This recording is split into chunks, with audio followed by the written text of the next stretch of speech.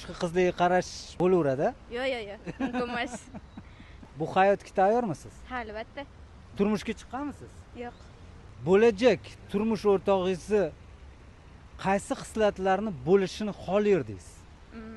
Ko'proq og'ir bosiq, jiddiy va ko'pchilik qizlar xohlasa kerak ichmaydigan, chekmaydigan, sabrli bo'lishini xohlardim u insonni. Chunki nimaga ayol kishi ko'proq gapdon bo'ladi. O'sha gaplarga chidaydigan inson bo'lishini xohlardim. Shu. Ikkinchi savolim teskari. Qaysi xislatlarni bo'lmasligini xohlardingiz?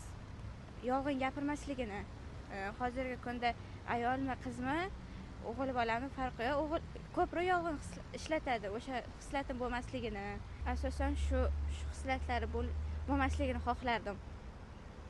Boshqa qizlarga qarash bo'laveradi. Yo'q, mumkin emas. Boshqa qizlarga ko'proq qaramasligini, harom xarishdan tiyilishini istardim. O'ziga to'g'ri bo'lishligini xohlardim.